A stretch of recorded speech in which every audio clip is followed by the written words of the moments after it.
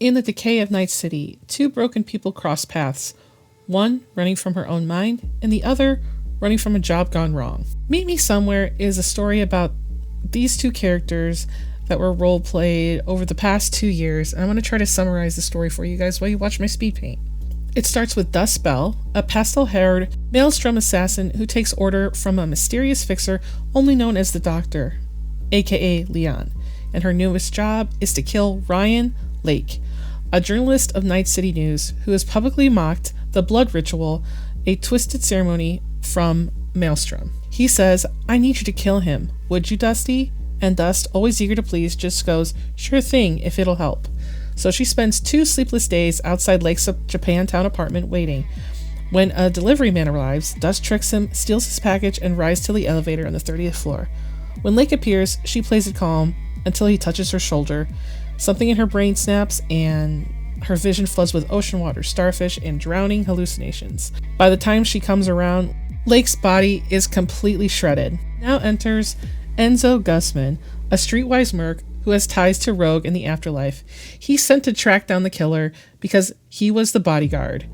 The evidence was screaming Cyberpsycho, and Enzo knows it's either going to capture her or die trying, because this was his last chance with Rogue. He tracks her all the way down to a warehouse, where the two are having this weird standoff together, where they're kind of talking, kind of fighting, until he manipulates her into coming down for the sushi that was left in Lake's apartment. And since she hasn't eaten in 2 days, she does come down and it turns into a fight between them.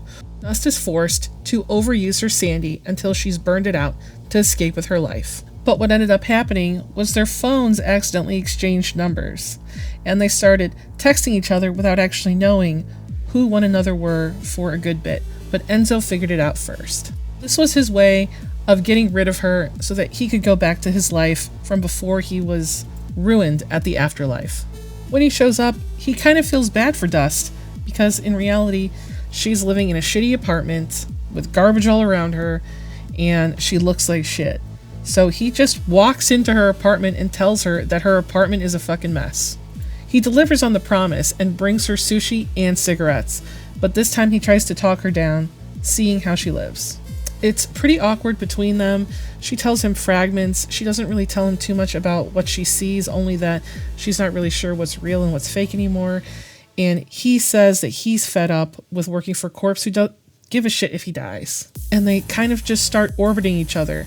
And Dust is just doing what she can, because now she's injured. Her MCL and ACL are severely damaged, and she's walking in a brace. During this time, they decide that they're going to work together on a few gigs, because Enzo is like, well, I can use her until Max Tech gets a hold of her, or whatever, because he doesn't actually give a shit about her, but he also doesn't know what to do. And at this point, Leon, also known as the Doctor, has told Dust that she has a gig over at Clouds if she wants it, because there's no other place that will accept her as the broken person she is currently with her leg issue. And she reluctantly takes the job, considering she has so many issues with people and personalities, and she is truly cyberpsycho, on the edge. Well, I would consider her over the edge with moments of clarity.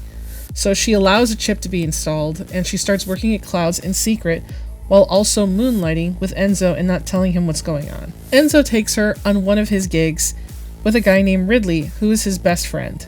And the three start making eddies together, because one of the secondary problems is that Dust really needs the money, because the heat sink in her Sandy has been burned out, and she can no longer use it. So she's been quarantined to basically use a gun or use a sniper rifle or just be a watcher. As the two become more familiar with each other, Dust starts to think that Enzo and Ridley are actually lovers. She continues to assume this for about 4 of their gigs, until they have one really good gig where she saves both of their lives. They were in a Voodoo Boys building. Enzo doesn't realize that she is over the edge all the time, and she just has moments of clarity. So at the restaurant, when Enzo gets up, she's talking to Ridley, and she asks him about their relationship, and he says that no, he's not gay, and neither is Enzo, and he doesn't know where she got that from. But he also calls her crazy, and that kind of activates her anger.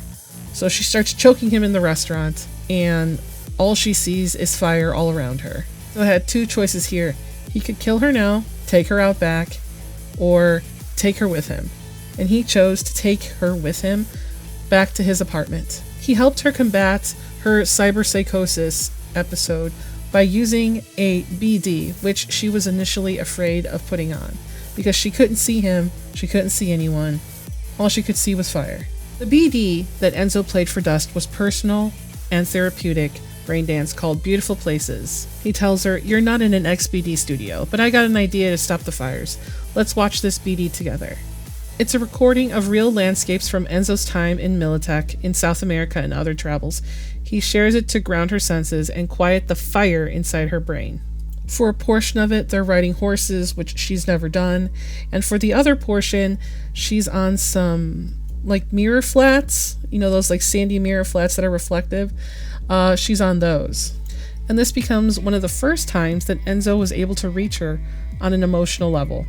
This is what started his interest in steens, the mixed cyberware. So what are steens? It's kind of like something I made up where you would mix the best parts of different kind of cyberware together that are similar. So you would take the Arasaka blades from the Arasaka Mantis blades, and then you would put them in the Militech base, so they would be the best of both worlds. But they don't have good soft, and they're not coated properly, so they frequently reject users. Dust had been very cagey about telling him more about these steens, and they were spending more time together so he could hope to get more information out of her. She had been so wasted one night that she texted him while she was at Totentaz, the Maelstrom club, and he actually came in and killed somebody for her that was kind of harassing her. And this was the first time that they actually spent the night together. She had begged him to stay, and he stayed, but he left in the morning, and then his ass ghosted her for about a week. Enzo decided that he didn't want to use her anymore, but he also didn't want to accidentally hurt her or hurt himself. So he just threw himself in an NCPD gig that was actually investigating the death of Ryan Lake, and it eventually led him over to Clouds. This was the first time that he had been paired with somebody, even though he was very familiar with Clouds because that's just how he grew up. He was matched with someone named Umbra and immediately recognized it as Dust because there was no one else that had hair like hers. Awkwardly, he first decided that he was actually going to just talk to her about the information that he could get from her, but then it got a little bit more complicated because it was her, and she was all over him too. He finally saw how far Dust had to bend to continue living in Night City, and he felt partially responsible for it, on top of feeling self-conscious about intimacy in that setting, because he had an issue with intimacy and she had an issue with being touched, but yet here she was, in Clouds, doing exact opposite. He finally says the safe word and ruins it for the both of them and causes this very awkward interaction. She was hoping no one she ever knew would know that she was working at Clouds, and she wanted to keep it on the down low, and he explained that he was only there to investigate the steens, which already made her uncomfortable, so he kind of asked her if she could take him around, which she did, and that's when they were kind of doing a little noir gig where they found out that there was another person from Clouds that had also been installed with steens, and it was a woman. She was randomly missing, but it looked like that she had also had a cyberpsychosis thing happen to her too, which made Dust worry about herself because that's where she felt that she was too. At this point, Enzo was just trying to help her feel better about her situation and decided to take her to a occult shop, you know, the one that's ran by Jackie's girlfriend. And while she was there, or while both of them were there, V happened to be there. And the three of them started talking, and V was very concerned about Dust being a cyberpsycho. He could see all of the signs pointing towards that, and then warned Enzo about her being one. Seemed very standoffish and very rude, but it was the truth. And Enzo explained that she needed a lot of different pieces to fix her cyberware, but they were all very expensive. Being V, said that he would be willing to help her or help them. And his Ripper at the Nomad camp would check her over and they'd figure out what to do from there. Here it just turns into a steep decline. So the three of them talk, and a ripper named Hutch investigates her hardware and finds out that it's all experimental and that she needs a heatsink for her Sandy, but it's specialized and it's Militech. So they need to sneak into a warehouse and get it because it's just not on the market right now. And he basically warns her that if she uses her Sandy again, she could either fry her nerves or get something akin to AIDS. She agrees and stays back. And V, Hutch, and Enzo, they hit 2 warehouses, a Cyberpsycho warehouse for the wires and the Militech warehouse for her heatsink. They sneak in and sneak out very easily, get back, and thankfully the heatsink gets installed. And as payment, Dust is forced to talk about how she came across these Steens, which kind of pisses off everyone because she just says it was a gift from the doctor. And the doctor is Leon, but she doesn't want to mention anything about Leon just yet. Enzo has now become a fanboy of V and is wondering how long it will take before he can finally get back to the afterlife, because everything just seems to be going peachy for him and not so peachy for Dust. V decides to invite Enzo and Dust out on another gig together. This was more or less payback for getting her heatsink. They set up Dust in a building and a rifle like last time, and the 3 of them are involved in another mission in a Voodoo Boy warehouse. It's there because a character named Sola, who's one of my other Cyberpunk 2077 characters who's a marvelous netrunner, she's having problems with the Voodoo Boys getting involved in her network and she needs them to stop. So Ridley, Dust, V, and Enzo, and Pan Am decide to go and get involved. With her sniper rifle in hand, Dust sits by and she just starts shooting at civilians right in front of the warehouse that they're at. Because the order was to kill anyone who walked in front of it. But Dust can't tell the difference between friend or foe, so she just has a pile of bodies outside of the building. This pisses off V, Enzo, and Pan Am, and they decide, fuck it, we're leaving. On top of that, they had bad intel. It was just a mission gone wrong.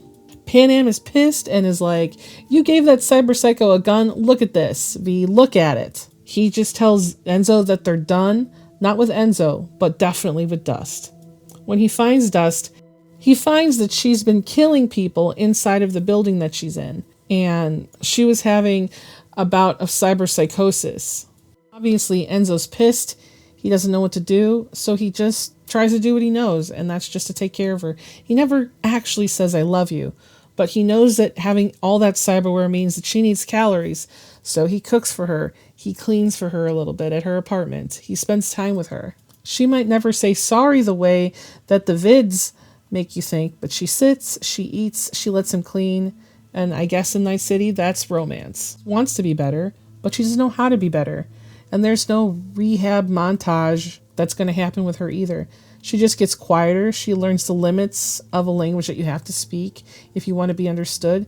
She picks the jobs that allow her to breathe between her being violent and her going over the edge. But there is a moment when they're in her kitchen and Enzo sets down a plate and she's like, why are you still here? And he goes, well, because you are. 2 of them have been playing this cat and mouse game for a really long time. But since there's nothing for them to do, thanks to Enzo and, well, it's really Dust's fault that she went cyberpsycho temporarily. That now Enzo has problems getting a job, so he's right back to it, checking in on the missing people that have to do with the Steens again. So he decides to go to Cristobal because Enzo was actually a Valentino a long time ago and still has connections. So during this investigation with the Valentinos and a clerk, Gus gets really, really insanely jealous that he's actually touching other people and not touching her. Because she's like, what's wrong with me? Don't you want to be with me? I thought you were spending all this time with me because you liked me, but you won't even touch me. So she gets really aggravated the longer it goes on, where he's even threatening people feels like a betrayal of her trust. And when they leave, they're just standing outside and she turns on her Sandy and she punches him in the jaw. She drags his body into the car and takes her to her little hideaway. Because I didn't mention this, but Dust is a serial killer, and she's always been that way. and she doesn't know how to not do things as extreme as possible. And she figures that she's going to get the real answers out of him, and then she's going to kill him, and then she's going to do that to herself. So she has him tied to a chair, and she is just really angry and really upset. She sits on his lap, and she's technically playing chicken with a pistol. She taps the barrel on his cheek, and she pulls the trigger, playing Russian roulette with only herself and him. Mostly to watch his reactions and see what happens, because she's done letting these feelings get the best of her. He finally explains that he's been on his own for a long time, and he didn't want her to hurt herself. So, with great bravado, Dust goes, "Enzy, that's all anyone can ask, but maybe you're just not that into me." But Enzo had had enough of her nonsense. He headbutts her, breaks free of his restraints. At this point, Dust is like, he's going to kill you, and maybe he should. Maybe you deserve it. And even in this moment, Enzo was also thinking about killing her, but instead, he just opens his hand and waits. Fires her Sandy into his arms, and they actually get together, like in the way that you know that I'm thinking right now. It's romantic and it's physical, and it was the first time that they showed each other how much they love each other. And they did it in the most rankiest place ever, her nasty ass hideout. It was then that Enzo realized that it was actually Christmas, and they could technically go back to Pepe's place and celebrate a little bit while he talked to him. She was super up for it now that she felt like there was something to the both of them. She was excited to experience humanity the way that she should experience it in Night City, and not behind a screen, and not behind a television, and not in her phone. The two actually have a good time together. They dance, they hang out. It's brief before Enzo goes to talk to Pepe, and he's just having a drink at the bar, but Dust decides that she's going to dance in the middle of everything, because she kind of just is feeling herself.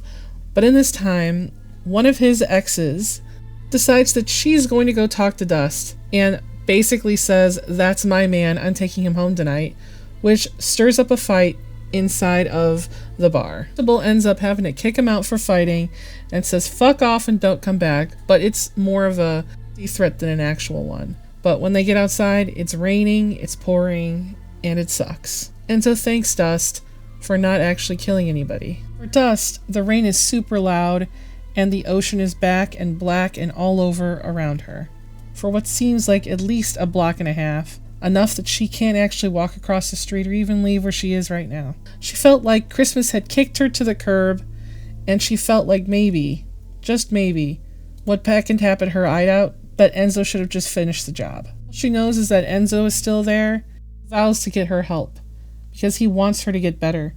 Her internal voice says otherwise. But for now, they actually have a lead, tied to the Valentinos. Dust and Enzo turn the night into a plan. Follow the names, pull the thread, make Night City show its receipts.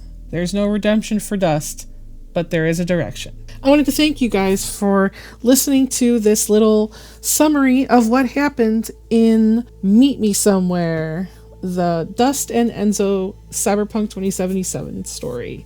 I really enjoyed this role play for the 2 years that I did it, and it kind of ended on a cliffhanger, and I tried to wrap it up for the video. And if you guys are interested in more of my writing or stories, I do have a Patreon where I do the life letters of Aradia, my original fantasy world. And I hope you guys like this video, because I kind of worked hard on it, and it was really hard because I'm not very good at narrating. So tell me what you think, and please subscribe to my channel. I try to put a video out as soon as I can, whenever I can. I'll see you next time, guys. Bye.